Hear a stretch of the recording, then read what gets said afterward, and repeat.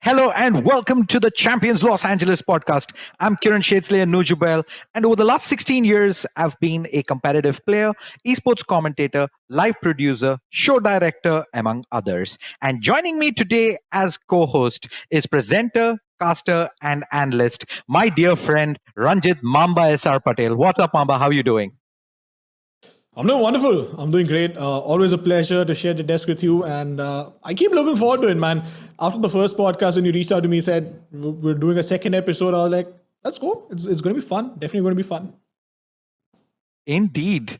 This time around, though, we have completed the group stage matches and some of the playoffs matches as well. Let's start up with the group stage matches. We had 4 groups of 4 teams each. Oh, yeah. And Group A had Paper X, Crew, EDG, and Giants, where Paper X qualified from the upper bracket, EDG qualified from the lower bracket. In Group B, we had EG, SPX, Foot Esports, and T1, where EG qualified from the upper bracket and Foot Esports qualified from the lower bracket. For Group C, we had Fnatic, who obviously came in as the hot favorites. We had Zeta Division, NRG, and BLG, where Fnatic qualified from the upper bracket, and Bilibili Gaming, who surprised us all, qualified from the lower bracket. In Group D, the group of death, as we called it, and all the players who were a part of the first podcast. One of the most tagged groups in the entire circuit in the tournament. Team Liquid, Navi, DRX, and Loud were a part of Group D, where DRX qualified from the upper bracket and Loud qualified from the lower bracket. These 8 teams entered the playoffs, where we got to see some epic clashes, nail-biting finishes, and some surprising upsets as well. So far in the playoff stage, we've had 10 matches played. And now we have our top 4 teams, which are PaperX and EG in the upper bracket, and Loud and Fnatic in the lower bracket. Now that we have pretty much completed the first part of the playoffs, let's head on towards having a discussion with some noted casters and analysts on how the tournament has been so far and what we can expect from the upcoming matches. Joining us today is Peter Kremer from the UK, Terence Icy Baby 12 Yong from Malaysia, Nikhil Sieh Bhansali from India, and Arjun OGTheLowRezChicken Ramesh from India. Let's dive in. Firstly, I want to hear from all of you. Which was the most interesting match for you at Champions 2023 so far, and why? We'll start with you, Kremer. For me, it's got to be EDG versus Bilibili Gaming, purely because you know that 2 teams that have come out of the same region going to an international tournament, they would have practiced against each other so much. So actually facing each other in the lower bracket, it's kind of sad to see them have to face against each other so early, but it was still a really good map or series even. And we also got to see some really, really cool stuff when it came to sort of inter-regional matchups as well, which is something we rarely see, especially on the big stage. Well, personally, my favorite match has got to be Paper X versus EDG, man. Like, even though it was a 2-0 coming from Paper X, but personally, why I liked about that match is because EDG was the closest to figure out the meta on how they beat Paper X. Paper X has been known to be very aggressive in nature in terms of playstyle, Pape. And EDG, it's funny how they actually set up like 4-4s to actually just wait for Paper X and then punish on getting a couple of kills here and there, where they are known for this kind of aggression. Even though they didn't exactly win a match, personally, that was my favorite because it was the closest thing to figuring out how to beat them. So yeah, that's it from me. So Sieh has been having a big smile on his face. What's the match you have in mind, Sieh? I mean, I see a bit of a trend forming here, Shay. We're all Paper X fanboys, clearly, but for me, it was Paper X versus Loud. And it's really the storyline and the strategic matchup of that match that brought it through for me. Given the fact that Loud just 2-0'd Fnatic, this is not like subpar Loud anymore. This is primetime playoffs Loud. And a Paper X that, like IC said, really looking uncontested after Fnatic taken away. Clear winners, perhaps, for many. We'll talk about it later. But really, that matchup, in a lot of essence, showed that Paper X can move past the strategic brilliance that the Loud roster and Sadak particularly brings to the table. And for me, that brought through Paper X in a whole new Super Saiyan evolved mode. And that was really nice to see. OG? Well, I think for me, the most intense match would have been Fnatic versus Loud, and I was surprised that it wasn't. That's why I wanted to bring in here. Loud have been looking scarily different, and it's sort of reminiscent of their Champions run last year. But coming into Champions, they looked a little cold, but as soon as they get into that playoff, they get into their groove, right? And 2-0 Fnatic, that's quite the result. So I'm kind of rooting for Loud here. Let's hope that they get a better heading going into that lower bracket. Shit, I'll just quickly add over here. I thought maybe somebody will bring up, one of the fun matches that happened. Obviously, we're all PaperX fanboys. There's no denying that, but nobody, Billy versus NRG, artists going all ham on Twitter in the post-match interviews. None of that. Loud versus Navi. Loud played triple controller on Bind, but none of that. You know what? That's okay. But, I want to understand from you folks, Group D, right? That was the talk of the town because all the teams were practically on their day they could win the tournament, and Group D was probably the most stacked group in the entire tournament. We had Marzel and Lightning Fast in the last episode of this podcast who came on and said that Liquid might actually make it out of the group stage, and unfortunately they lost to Navi, they lost to Loud without being able to pick a single map. Did any one of you see this coming? Yeah, I won't lie, man, but I kind of did, brother. I kind of did. Bear in mind that you've got Louds, who already internationally have proven to be one of the best, so they're going through. All right, this is before tournaments even started. Loud are going through. All right, you then have DRX, who have proven to be able to get to semifinals, been proven to be able to go deep into playoffs. You've got Navi, whose roster is incredible on paper. And you've got Liquid, who have had a fair few roster changes over the course of the franchise season. So they're having to hope that almost their honeymoon stage will actually just extend through Champions rather than actually having the foundations, which is what you'll see on the likes of Loud and DRX, the two guys who actually went through. Yeah, that actually makes a lot of sense. Indeed. Another match that I think a lot of us were kind of surprised by the result was Loud facing defeat at the hands of TRX in the group stage, which was, of course, the second match in the group stage of Champions Los Angeles. Loud did have a kind of shaky season all throughout this year. They did start off strong, runners up at Lock in Sao Paulo, and of course winning the VCT Americas League as well. But then it was just a 7th to 8th position finish at Masters Tokyo. I see. Was this a surprise for you, or did you see this coming? It's definitely something that I did not expect as well, because considering that, we've seen Lau kind of play in the previous years as well as the previous season, they do have this tendency to be one of the best out there. But personally, if I were to flip it onto his DRX side, this was actually the first time DRX has pretty much won a match against Loud. And this is crazy considering the fact that when it came down to their scrims here, DRX scrimmed exclusively with Zest to enter this event, and it kind of showed as well. Despite being rocky during the Masters Tokyo, they really found their footing and they're able to play this. And if we were to get into a little detail into the all three matches that they played, which is pretty much Lotus, Split, as well as Ascent, right? First match, a little bit slow warm up coming from DRX. Loud was just playing a little bit better in terms of a couple of games here, but after the second half, this is where DRX was able to pull a very, very big lead. And it eventually came down towards match point towards DRX, where it came down towards a 1v1 between RB and Aspas. Unfortunately, Aspas was able to clutch it, dragging into overtime, and then Loud taking 15-30 in map 1. So that was pretty much a precedence there that, hey, DRX, they're pretty strong. First game, you know what? They tried something new for Loud for game number 2, which was interesting because when it comes to the agent selection, game 1, they were mirroring each other. Game 2, there was adaptations between Loud, where they brought in the Astra as well as Breach to fight off the Viper and Omen, even though they mirrored the Ray, Sky, as well as KJ for Split. Obviously, this is where things got super crazy for DRX, right? Undeniably, one of the best highlight plays in the entire Valorant Champions here. Mako and Zest got a 2v5 clutch against Loud in the second half. And it's crazy because Mako just proved himself why he was one of the best controllers out there. by pulling off some really, really nice, smooth criminal, very Stewie 2K like playstyle. And that kind of transcended into the third game as well, where you can completely just see Mako, Zes, RB, they just completely destroyed Loud in that match. And it's crazy considering that this was something that Loud did not anticipate as well. But of course, like I said as well, when it comes to group stages, you can still have a lot of leeway to kind of experiment what kind of agents that you're going to be suited in specific maps and specific playstyles heading off against a specific team. So overall, I felt like that was the best results that I could have hoped for the RX.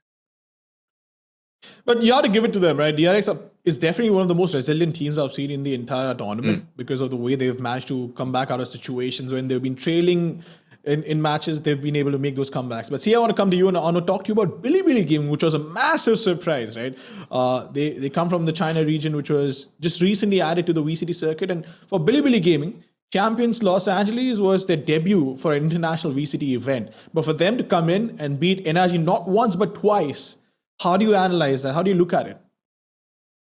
I mean, the twice is really the stickler, right? The first time, the first match as well was a whole lot different from the second one in the sense that the first match was really the heroics of several of the Bilibili players coming through. Map 1, Bianc just popped the heck off continuously. He seemed to have a radar for what exactly NRG wanted to do, and NRG is a very structured team, so you can inherently try to predict what their optimal playstyle is going to be, their decisions are going to be, and repeatedly you get timing on them, get 2Ks back and forth and back and forth. And really it was after like a timeout, a Thrifty coming through, a 5v4 post-plant throw as well from NRG. Felt like Bilibili really were revived. And it's almost like a phenomena at this point, Mamba, because we saw it with Kang Kang and EDG back in Tokyo, where it was like that first win just unleashed a whole new beast. So it was just like that with the rounds and the maps. The first time around, the way Bianc unleashed BLG, they went to split, and while we don't know much of BLG now, YZ is like the true poster child of Chinese Valorant. Even before Kang Kang came through, even before like everyone knew of the prodigy child of EDG, YZ was the guy lighting everyone's screens up on Tales of Eastern back in the day. But then he kind of disappeared during the chamber meta, and then he popped up back on Bilibili, and you can see his judge play, his movement really, and his ability to find these plucky plays out of nowhere is absolutely phenomenal. So it was a surprise factor in game 1, and I have to say, heading into game 2, I thought NRG, like, they're the kings of rematches. We've known this storyline since last year. NRG, Optic, it was the Loud rivalry, where every single time on the rematch is where Optic would be able to pick off Loud. So you'd expect against the number 2 seed from China, surely NRG's got it in the bag. Clearly wasn't the case. BLG came out swinging, and it wasn't that heroic matchup anymore. It was the true BLG. It was like a beast had been unleashed, and you could see the fundamentals, the structured gameplay coming through. And I think in the long run, playoffs, eventually they fizzled out because of their map pool, but you can really see the potential there is where once that pressure is gone of getting that first win through, how strong they can be, even though they're a newer region. Talking about surprises, yes, there were a few surprises in the group stage, but I think the biggest surprise is going to be now as we jump into the first match of the playoffs.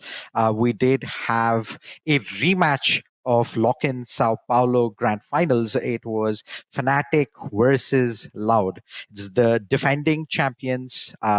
Loud were going up against Fnatic, the first ever team to win 2 VCT titles so far, and Loud managed to take down Fnatic 2-0. I think everyone going in had their eyes on Aspas, but the 2 new additions to the Loud roster this season, Choice and Konzin, have been also critical to Loud's performance. OG, what did work for Loud in this match? Hey, looking at this matchup, again, this was my favorite matchup for a reason, right? It had a lot of conflicting storylines. One of them, which I mentioned prior, was the fact that Loud really look in form when they're off a minor slump. I think Tokyo, like you mentioned, their 7th, 8th finish, even Loud themselves were looking to place a little ahead, and I think that fueled them at the end. Both Tui's and Kaozin are stepping in for massive shoes. Pankada and Sasi were the members that they've replaced from the Loud championship winning roster of last year.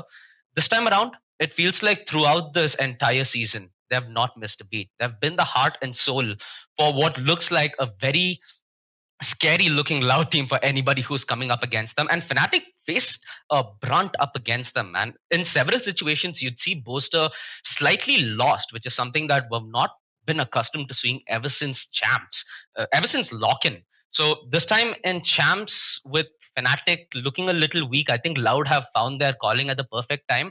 Who knows, man? Defending Champs for a reason, right? They can come back and win this in almost a Cinderella-esque way.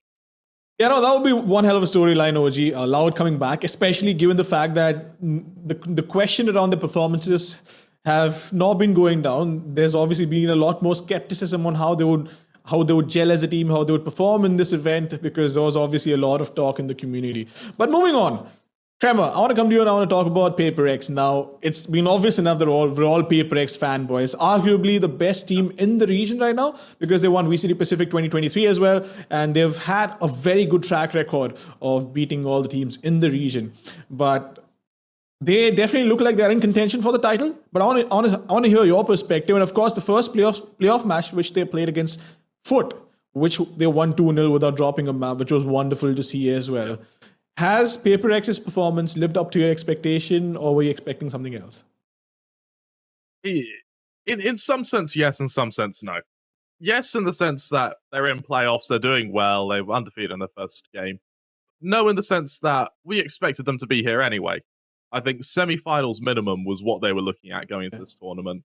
And when they saw, I won't lie, Butt are great. And we love Butt. They're an incredible team. However, I guarantee you, when PaperX saw that's who they're going to be up against in playoffs, they took a little moment to go, yes, God, because that is probably one of the easier games they're going to have throughout the course of playoffs. So, yes, they lived up to my expectations. Pearl was an incredible map. I mean, was it 13-4? Like, that was a stomp. PaperX on one of their best maps up against a team that, just didn't stand a chance, frankly. Just quickly to add to it, right? I want to follow it up with individual performances on the team. That's been the talk of the town, especially with their new duelist. Yeah. What do you have to say about him? Yeah. Something. He certainly is something. Like, he is a good damn player. And what's interesting, actually, is he works really well with Devi. So the second Devi ends up having to rotate away from a position, or he thinks he can take some space, he calls for something, and they work off each other so quickly with the flash then peek. And Sky, an agent that works very well for that, something a player who works very well with that. It's a very lethal combo, unfortunately, for Butt, who, we're on the receiving end of some PaperX domination there. Right. Let's get to the next match. It's DRX versus Bilibili Gaming. I think going into this matchup, a lot of people had DRX favored to win this, but Bilibili Gaming weren't short of surprises. 2-0s, two of them against NRG in the group stages, and they did come out strong right off the get-go.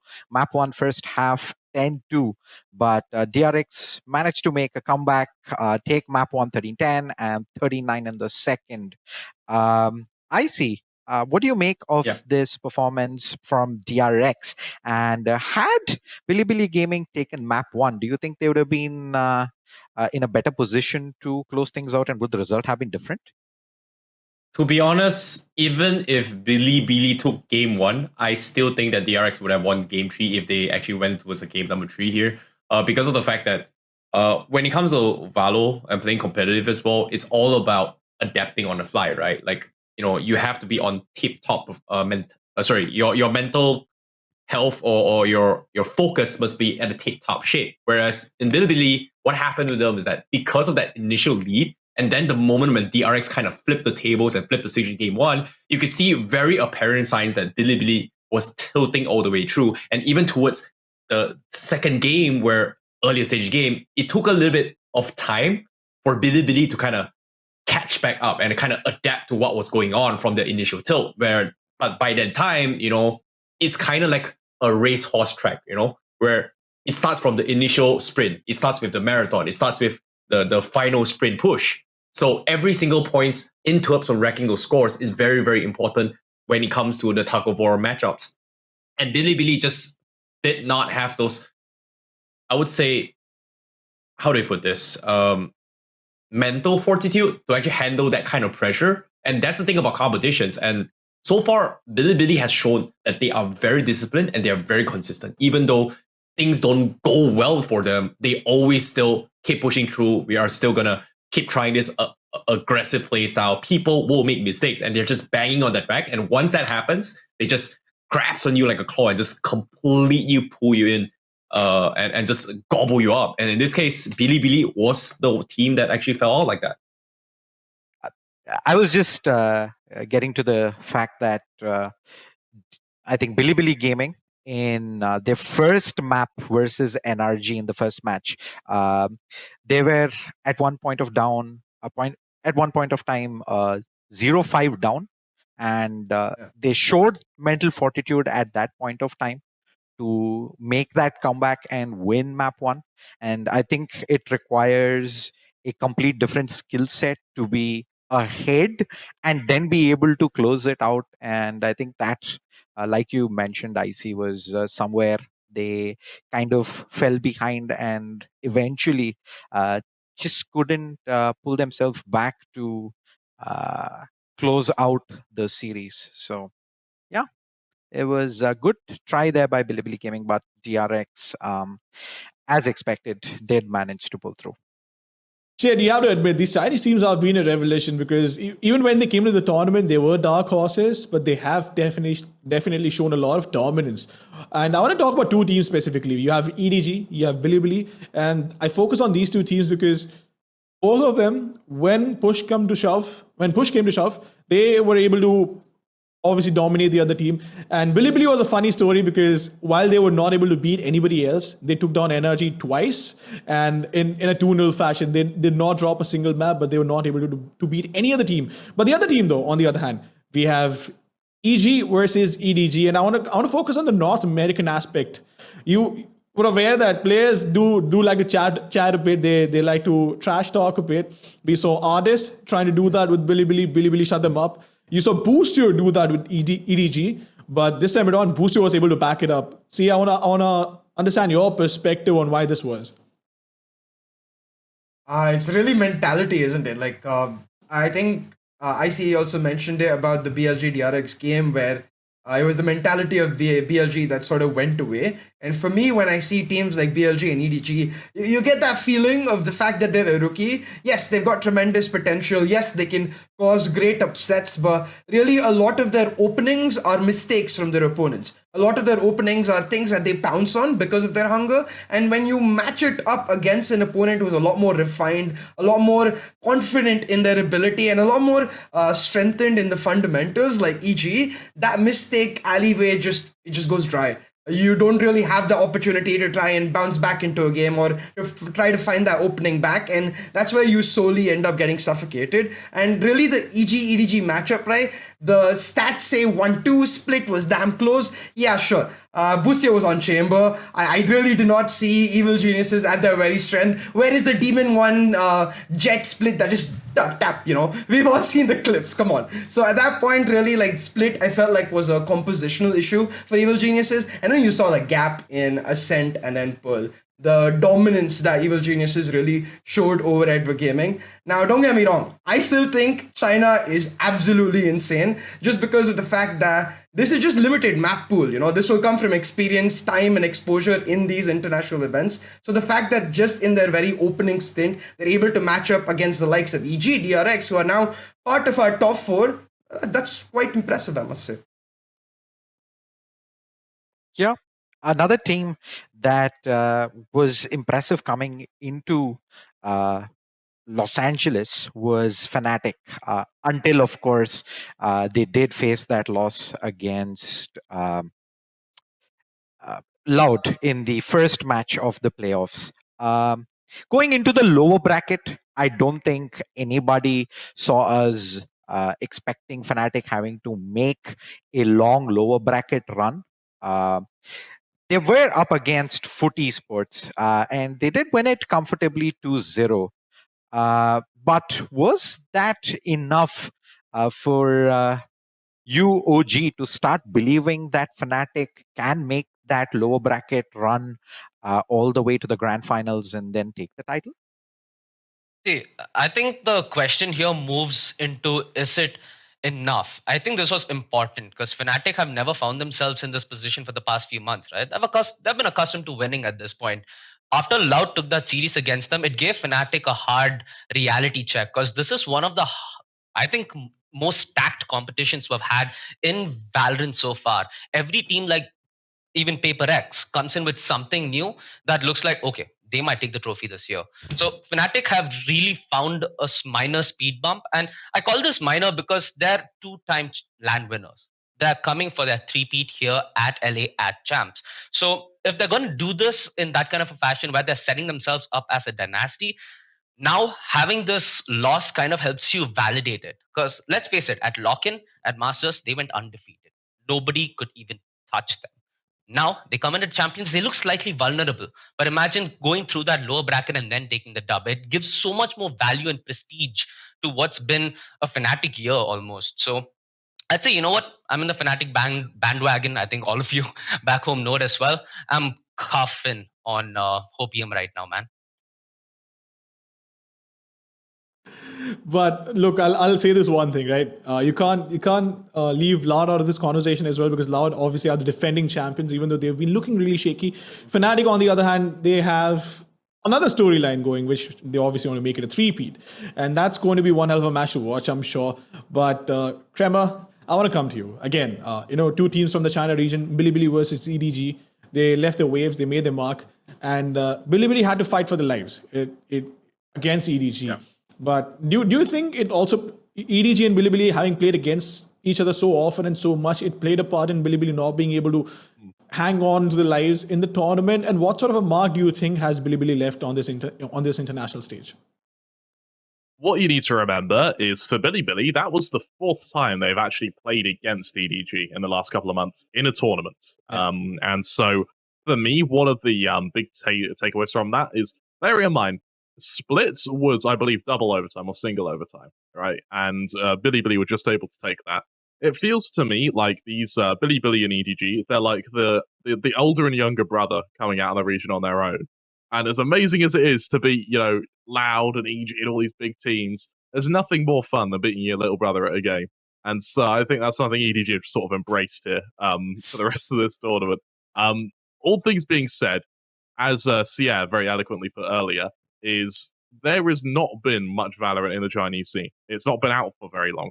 So actually innovating on 7 different maps, 2 of which are about to be removed anyway, is a really difficult position to be in. And, on top of what has been some pretty ungodly practice schedules that they've been keeping, that's the reason they've been able to perform so well against some of the best teams in the world, which in my opinion means that China, next champions, it'll probably be Bilibili and EDG again, unless something you guys catastrophically wrong. The 2 Chinese, I guess, recommendations for champions is probably going to do very, very well. Shade, I don't know if you've hopped into the server anytime soon after this tournament started. The one thing I've noticed is there's been a lot of judges in the server, and it's not fun to play against them. That's not. I noticed. Yeah, Mamba. I think that's pretty much the trend you have, especially when the big tournaments come by. You have some team or rather an individual player do something absolutely crazy that works out, and you hop into your ranked matches and you pretty much have someone trying that out through every single one of your matches.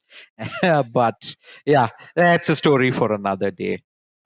Moving on, I think I see this now became one more amazing matchup that we got a chance to witness. It was Loud versus Paper X. This matchup was again going to be very close, and I think the overall scoreline of the series does show that it was 2-1.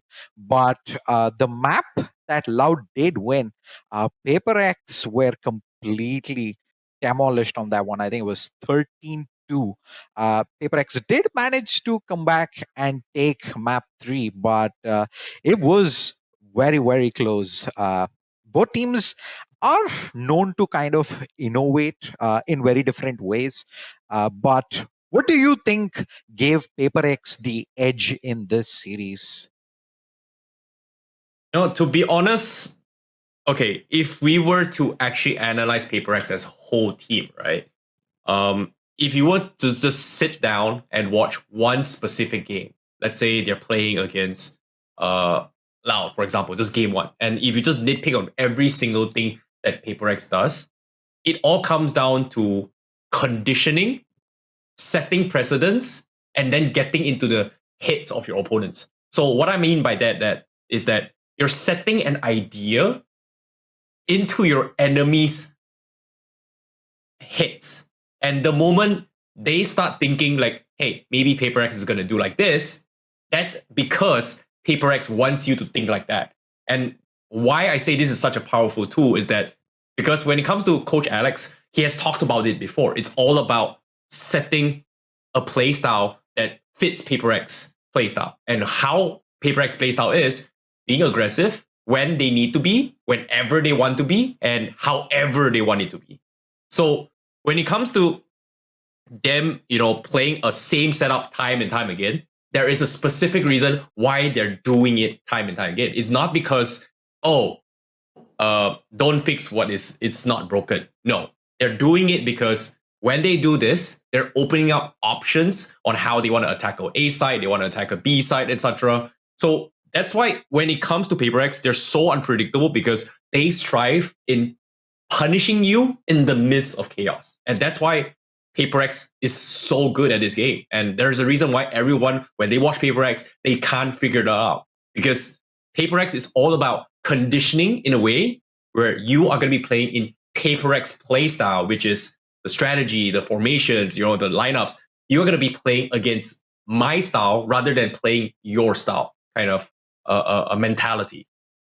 To be fair, Shade, it always feels like that PaperX, look, to the uninitiated, right, to an average viewer who probably doesn't spend a lot of time playing Valorant at a very high level, it just feels like PaperX are just better at using the keyboard and the mouse than the other teams because nothing makes sense. Absolutely nothing, whatever they do, right? Because you look at something, go and peek a corner, and you're like, I tried, it doesn't work for me. Every time I peek, I get headshot, but somehow it works out for him. But what a lot of times people miss is the sheer amount of skill that these players have and the non-opportunities they can convert. There are fights we call 50-50, and just because of the sheer skill, they're able to convert them into their favor.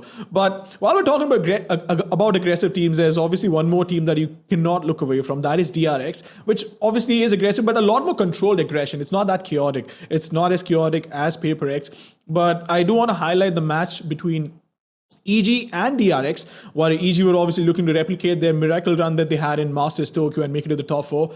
But playing against DRX, which again is one of the most strongest teams, at least in the top 2, top 3 in their own region, to play against them is never easy. The first map, even though it did seem a little close, second map was pretty lopsided. And Sieh, I want to come in and have your understanding of this because you obviously analyze matches day in and day out for your team. What do you make of that, and where do you place EG? Do you place them in the top 4? And if in the top 4, where in the top 4? Oh, EG is a title contender for me. I think EG PRX to a large extent would tell you the tale of how the tournament is going to go, and then Fnatic is obviously the king coming out, the favorite as such. And in that light, right, I say EG is a title contender in the sense that I feel like they are teams that are on another level altogether. I do not expect Loud to be included in that bunch, but with the form they brought through the top 4, which is why I think everyone is loving this event, because really anyone in the top 4 could pick up the title altogether. But for that matchup particularly, you could see once again that gap, right, where for me DRX were never really title contenders. It was more about improving from their past history of the repetitive chokes that we've seen from DRX, where they looked amazing in groups. They come to playoffs and then it's just not there. The emotional turmoil is there. You can see Buzz having a nervous session, or Stacks repeatedly getting frustrated on the camera, and the structure that we all love DRX for just falling away. That's what I loved about the fact that we didn't see any of that happen in Champions versus EG this time around. They were losing. It felt like EG was one step ahead, not just in terms of being the better team, but also in terms of the veto, right? I think Evil Geniuses, they've set the mark for Fracture being one of the strongest maps that they've had so far. Their entire Miracle Tokyo run was on the back of that ludicrous Sova on Fracture that somehow made it into the meta, not just over there, but also in Tier 2 towards Ascension. But in this veto, DRX let that one go. They banned Ascent instead, and EG instantly snapped a Fracture. And once EG got going into Lotus, where fundamentals really are king, that gap between the teams really did end up playing out. So I think for DRX, good run altogether. They just got to maintain that same roster. Though as much as I love Foxy9, it's just about maintaining a strong fight and building on that as much as they can. But EG, man, they're really looking phenomenal. And the only thing I'm scared for EG right now is the fact that they haven't been pushed off that pedestal. Like OG said, they haven't been given that reality check that Fnatic have been given. So this strong train that EG and PRX are representing, like two high steam engines just going all the way through, steamrolling through the brackets, they're headed for each other, and the one that takes the blow, I'm kind of worried that it's just gonna stop right there. Shane, I don't think any North American team really cares about being given a reality check. They'll always live in their own bubble and keep being chatty in the post-match interviews. And we've seen that. There's no denying it. Nah, it's a reality show, no reality check.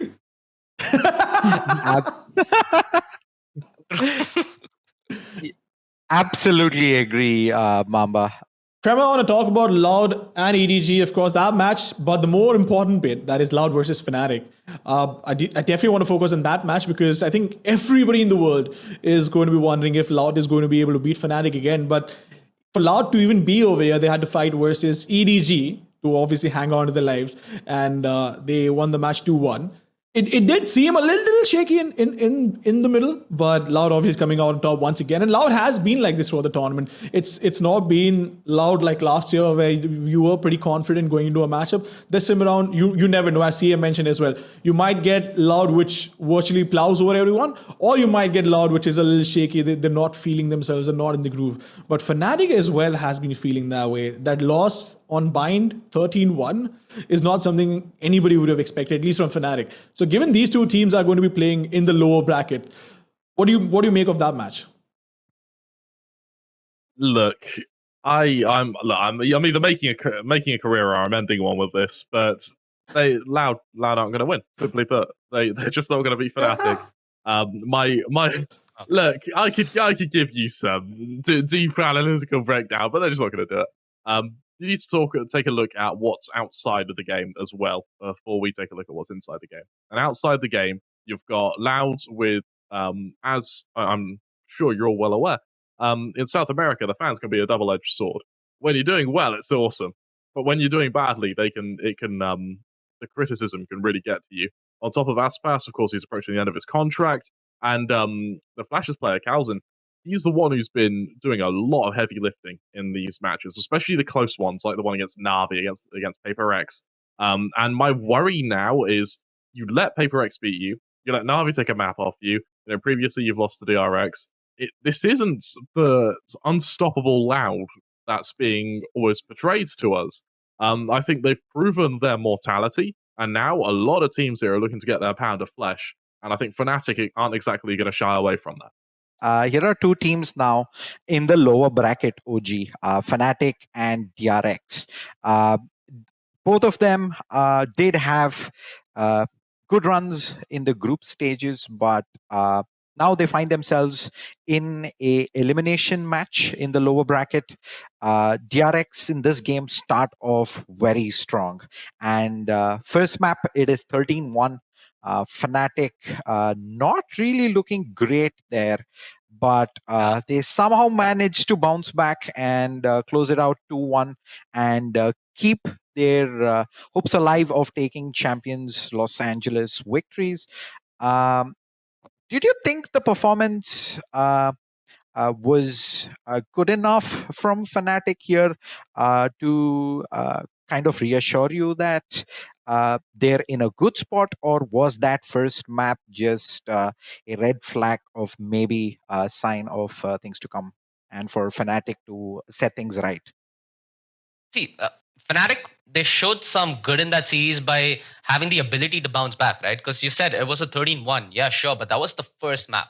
Now, that was a best of 3 where Fnatic were realistically looking down the barrel of elimination. And for them to really bounce back in form after getting treated in a way where I don't think anybody has, even pre last year champions, I don't think anybody could have foreseeably 13-1 Fnatic even back then. So the fact that it's happening now where everything matters and everything is on the line for their pride, for their legacy, they performed really decent. This match somewhat gave me anxiety though, because I'm a huge fan of the Korean sphere, which Valorant have brought about. Ever since when V1 were at their unbeatable streak, it always looked somewhat cool from the outside. The entire appeal for the aggro play that Korean has, which DRX has refined in another unique way, which has brought them stability. Sadly, it's going to be another DRX run that gets cut off short. That's the only thing that gives me a little bit of sadness about this matchup, Shade. It's been a story on repeat, and I really hope that 24 is slightly more forgiving to DRX and we get to see their true colors. A pound of flesh, like, a man of culture as well. I know that reference. But I feel like, look, shit, I feel like Kremer, I'm going to throw you under the bus over here.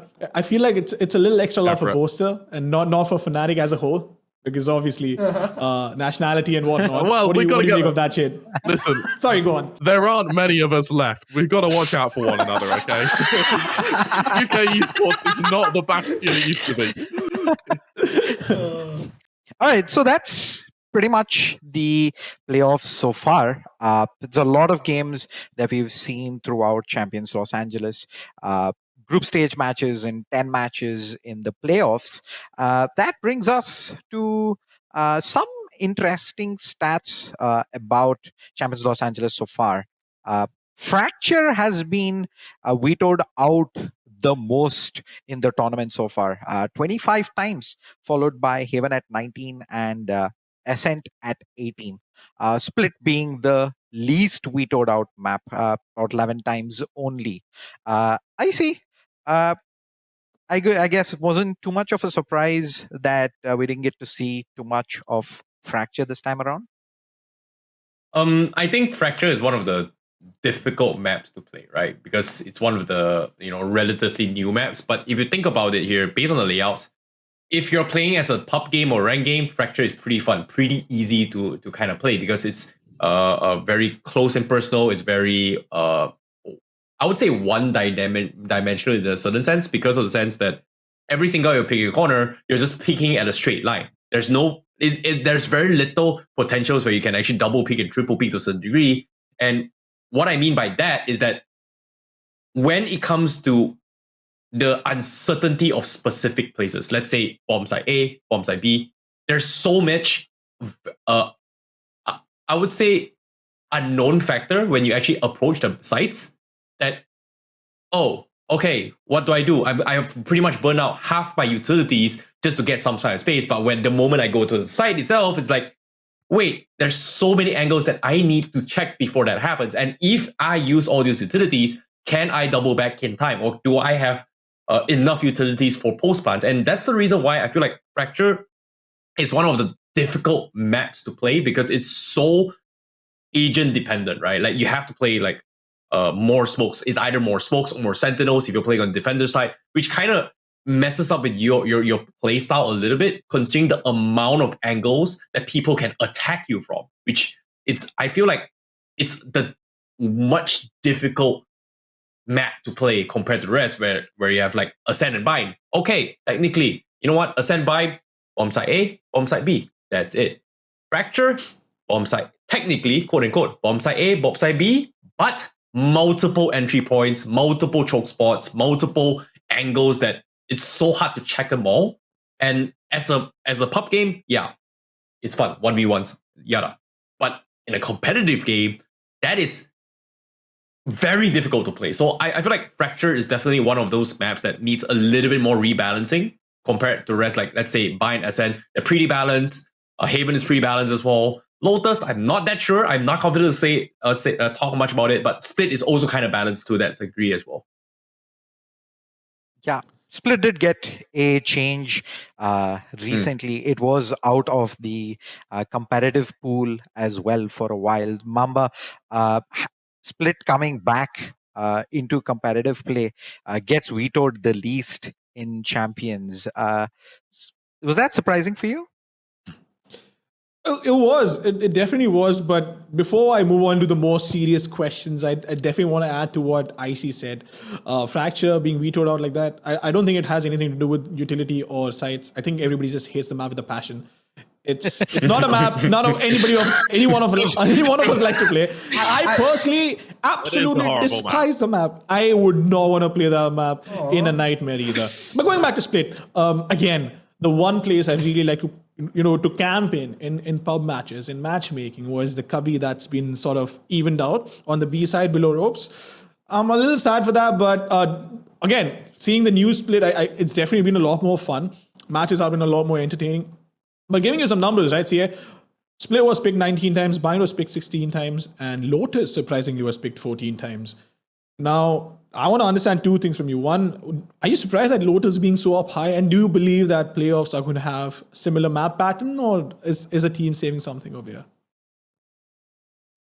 No, I'm not surprised about Lotus actually, and I really think like if you look at the entire picture of the veto, it shows a clear leaning of the meta from the entirety of the champions teams. Double controller has been what has really popped up in the last few months, and you look at maps like Fracture, like Haven and Ascent also to a certain degree. These are maps that double controller doesn't necessarily fit well in. You want to play those double initiator comps. It's a lot more about proactive map control as compared to passive space building or contacting, which is where again Split I think is the perfect playground, because you've got the of course standard meta composition of the Jet Rays, Astra, Viper, Sky that most teams play, but you've got what I believe to be the counter of it with the likes of Loud running it, the likes of Fnatic running it, the Breathe Sky composition, right? Where you really look to get up close and personal, make it a lot more about set pieces rather than contact, and it allows teams a lot more flavor to decide what style do they want to play and really use their agents and players' strengths accordingly. And I think the same pattern carries over towards Bind and Lotus, right? Where the map is a lot more open to what kind of compositions you can run. You've seen the likes of the Harbor from the PRX, for example. You've seen Viper Harbor as well from NRGs. But of course, there's teams like DRX who just run the double duelist. And then there's double initiator comps as well. So you've got that variety available. And the same applies for Lotus, where it's a lot more staler with the meta, sure. But the way the map is structured, it's a lot more fundamental focus, rotation, macro based, and that allows teams to really play more on their strengths and on their default powers as much, and less focused on who has the better map pool, like the likes of who has more experience on Haven or who anti-strats better on Ascent. And I think that's why you're seeing more of these maps come through.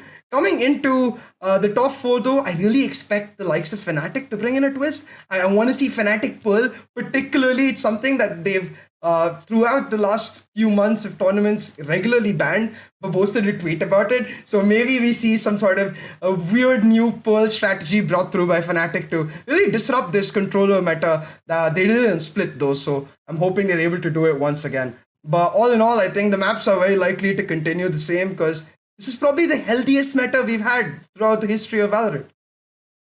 Oh yeah, no, absolutely. But the controller meta, so to speak, right? We saw Loud play triple controller on Bind.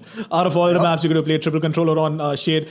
I definitely want to talk about agents with you as well. But look, see, I feel like counter-statting and outstatting the other team is a little overrated. Learn the PRX, but just click heads, man. Click heads. You'd be surprised, like, there's content from all the coaches. You've got the likes of Navi, NRG, even PRX to a certain extent, where they feel anti-stratting is actually a really important part of their playstyle. Maybe not it is on a obviously. micro front, Look, but on more a macro front. Yeah. No, I was just trying to make a joke. I obviously believe it is important, but the fact that you see a team like PRX just go out there and click heads is just it's a little fun to watch for us viewers. Definitely annoying for the teams. But Shade, I want to come and talk to you about agents and what you made of the triple controller setup on Bind. Agents. I think all of us expected to see Killjoy through a lot of Champions Los Angeles, but I think personally I'm a little surprised that she is the most picked agent so far in Champions, with a pick rate of about 63.77%. And she's been picked most on Pearl. That's a total of 21 times. OG, what makes this agent so crucial? Has she gone from just straight up being a good agent to an absolutely must have default pick, or has it been something to do with the maps that we've seen so far, and the amount of times some of these maps like Split, Bind, and Lotus have been picked in Champions? I think the answer to this was kind of hidden in between CA's answer when we were talking about maps and the agents that go alongside it, right? CA mentioned that there are teams that like to run double initiator, there are teams that like to run double controller. Hey, Loud even run a triple controller on Bind, right?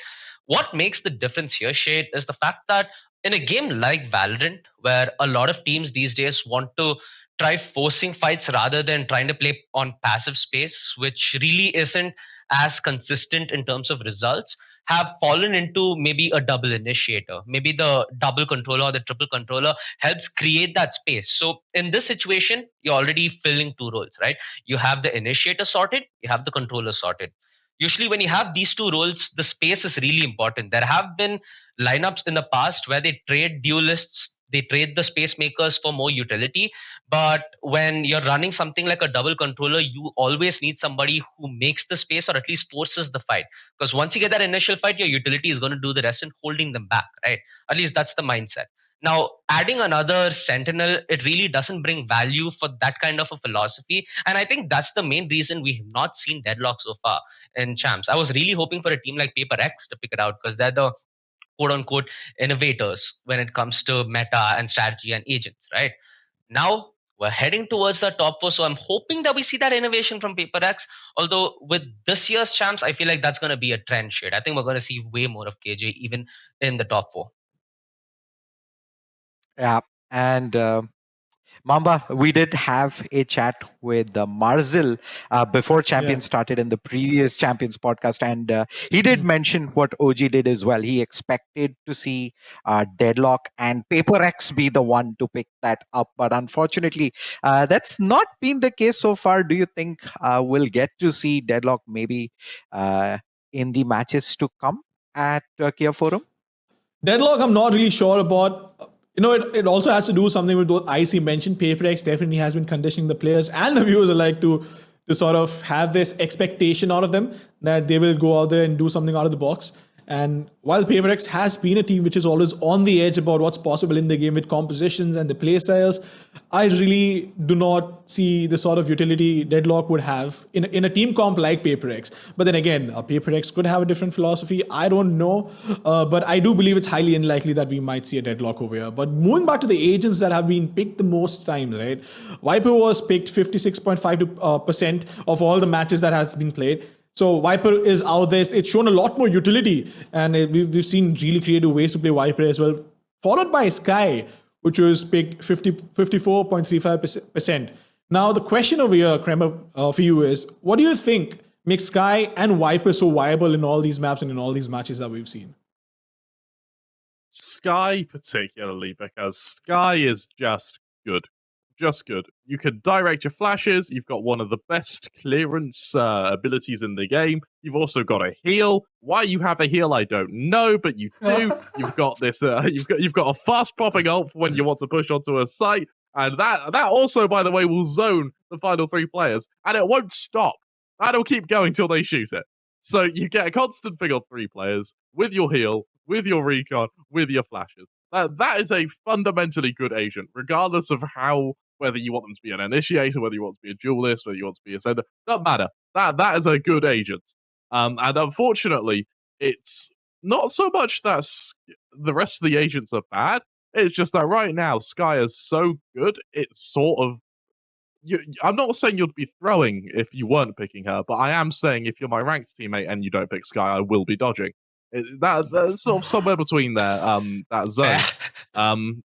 Yeah, when you look over to Viper, you have great rush stop against very fast teams that like exploding onto sites. One snake bite down, and you've just prevented that completely. Your wall as well also becomes very good for lurking. The issue with both Killjoy and Viper is their ults can be very, very situational. But where Killjoy sort of pulls ahead a little bit there is you can use her ult to fake as well. Whereas Viper's is a little bit harder to fake with, if at all. But regardless, it's not that the agents are in a place of, I'd say, being broken or being too good. It's more so that when you look at every other agent, that's when they start looking quite strong. There's a very good chance this guy's going to lose their heel. Not surprised, but that may be what is put into place in order to restore the balance.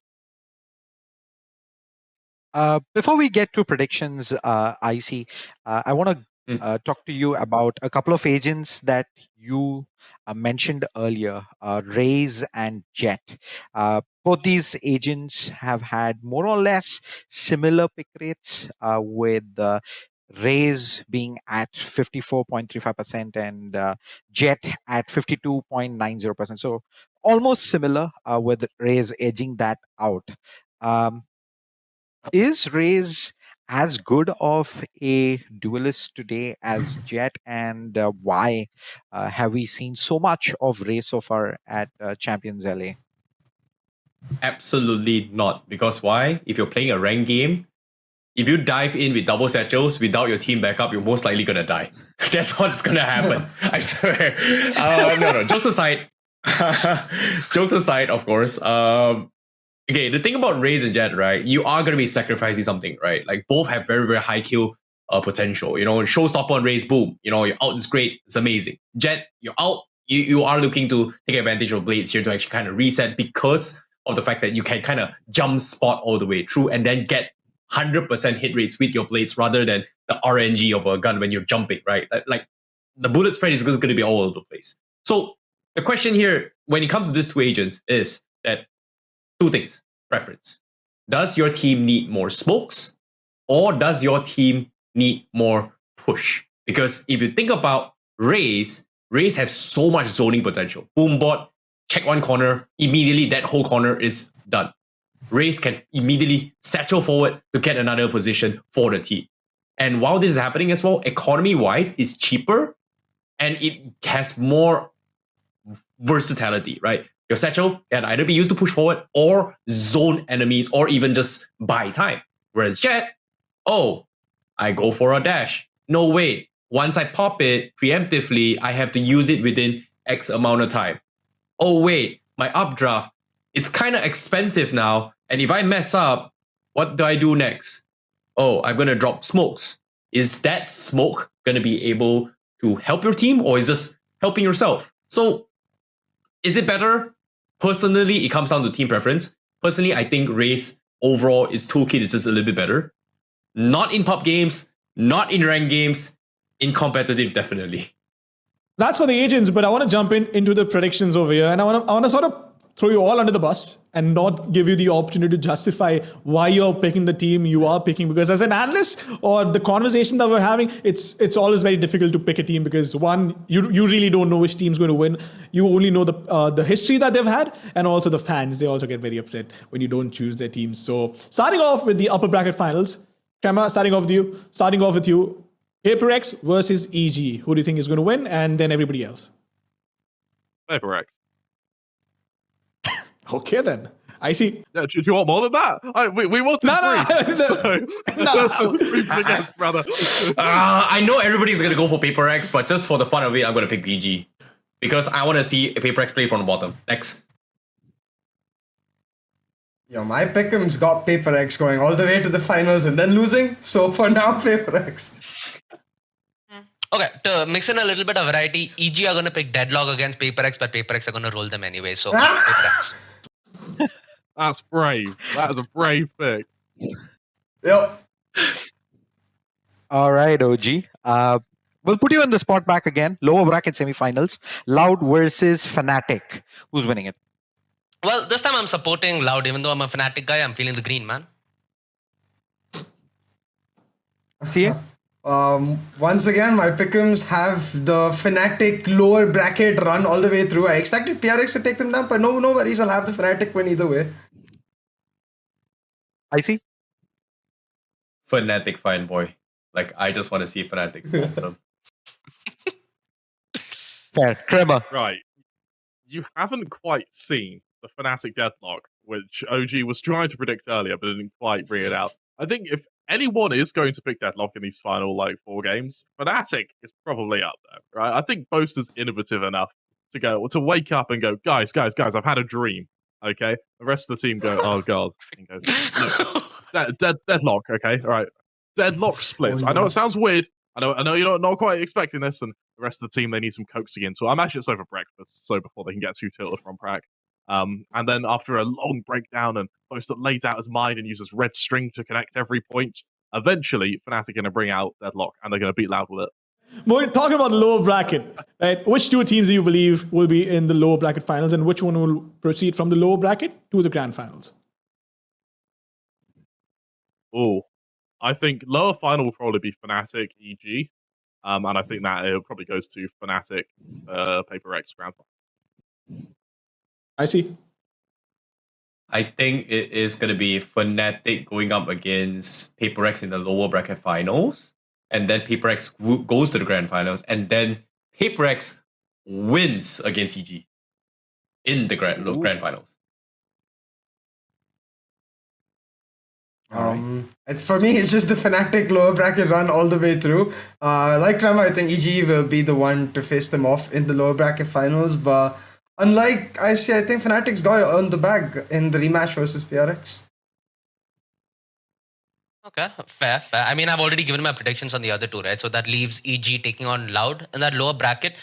EG have had a really good run. I think they're going to fall prey to that second place curse like a lot of other teams have in the past. So I'm going to give that to Loud, which leaves a PRX Loud finish. I mean, SEA has been known as a sweat zone, so at least we'll have a championship to back our sweat. I won't mind a PRX victory, man. Let's go. All right. And now the entire discussion, it's led to this, the big question. Who's going to win Champions Los Angeles? OG, we'll start with you. I mean, I predicted it, dude. Paper X, let's go. SEA victory. It's really the storyline for me. The 3P, it's the super team. They're the best by far in their respective roles. Yeah, Fnatic's got this one. All right. Icy, you're going to stick with EG? No, man. Like, I just want EG to win the upper brackets, but I want Paper X to win. Davai Gaming, bro. Davai. Malaysia, bro. We'll have to make this as balanced as possible. So I'm going to go with Fnatic as well to win this whole thing from the lower bracket run. Boo. Who'd have thought? Who'd have thought? You know, I feel like this just to mess with everyone, right? And just for the audience to obviously be little, what in the world was this? I know for a fact EG is not winning this, but I want them to win it so they have the chance to do the funniest thing ever. No, even if EG ends up winning Mamba, that statement still looks weird. Are you supporting them or not, brother? For the lows, yeah, EG. And I think I'm going to stick with my prediction from the previous podcast itself. I said Paper X. I'm going to stay with Paper X. I think this is their moment to win. Yeah, SEA power. So that is all. Thank you so much for all our esteemed panelists for joining us today. Thank you so much, Kremer, Icy Baby, Sieh, and OG. Thank you, Mamba, for joining me as always in being my partner in crime through all of this. The playoffs for Champions Los Angeles resumes on 25th August at 12:30 a.m. IST, with the grand finals happening on the 27th of August at 12:30 a.m. IST. Make sure to tune in and support your favorite team. Bye-bye, guys.